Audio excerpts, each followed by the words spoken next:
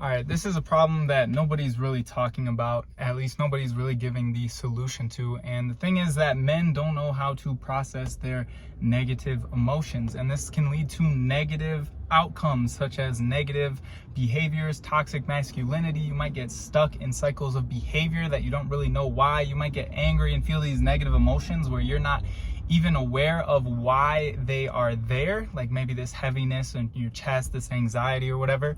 And the fact is that these negative effects come from not knowing how to properly process emotions in the moment. Because when you experience something negative, life hits you hard with a slap in the face. Maybe you lose someone you love. Maybe your girlfriend breaks up with you. Maybe someone pisses you off and you don't know how to respond.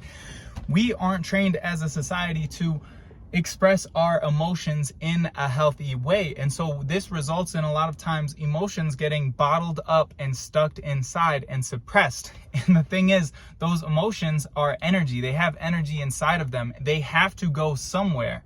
I got so many things to worry about, you don't even know. I try to keep my worries hidden, but where does that send them? To my kidneys? That can't be good. And so a lot of times, if you're just suppressing them, they are expressing themselves later on in these negative ways, in these negative emotions, without you even realizing it. You might not draw the connection between your negative behavior, why you get so irritated with your mom or your girlfriend or this or that. You might not equate that behavior with something that could have happened like over a year ago. But the fact is that these things are real. They are impacting the way that you feel and operate on a daily basis. And that is why it is so important to be able to process your emotions in the moment in healthy ways. And so in this podcast, in this video, I'm going to teach you guys how to do that. Now, the first way that I found really instrumental, okay, I'm actually going to skip the first way and start off with, if you're ever feeling some type of negative emotion, or you feel like you're in an emotional rut, you have a heaviness in your chest, you're feeling anxious, depressed, anxiety, I find that the best thing for me is to get in physical motion. Do some type of physical activity, maybe exercise, go for a hard workout and legitimately just obliterate yourself. Go hit a leg day. And I find that after I kill myself in the gym, I find I'm able to think about things a lot clearer and feel a lot better and attack things from a more objective point of view, which leads to the first way that you can process these emotions, which is through journaling.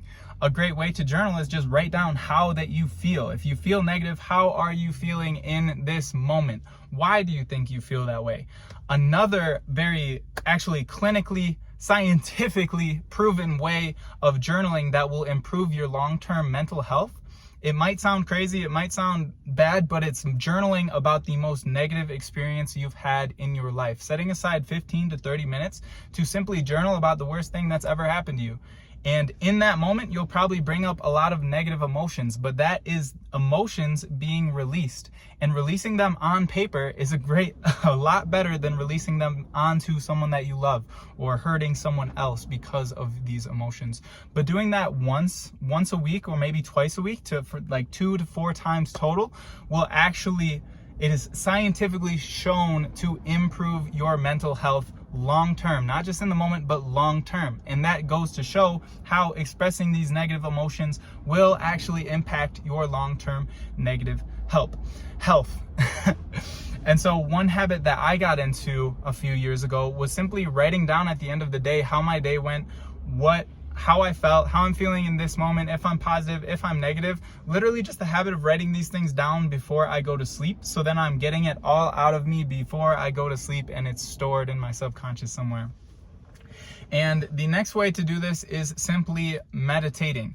And a lot of you might have a misconception about meditating, that it's some woo-woo spiritual mumbo jumbo type junk, but it's actually a very effective tool at improving your mental health, getting to know your own mind, and becoming a more productive person in society, because it allows you to get in tune with yourself, know yourself more, realize the inner thoughts going on, inner workings.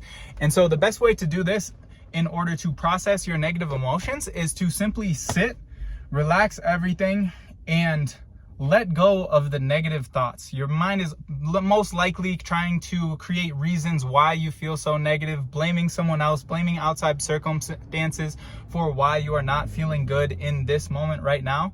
That's just your mind trying to justify the negative experience and emotion of your body. So let go of all that mental chatter and simply tune into how your body feels in this exact moment. Maybe your chest feels heavy. When I have negative emotions, a lot of time I have a heaviness in my chest. My heart like low-key hurts. It's not soft, it's just the way it is. But tuning into those feelings and emotions, letting go of the story you're telling yourself about them, allows yourself to feel those emotions fully and allows them to express themselves naturally rather than holding on and keeping them suppressed.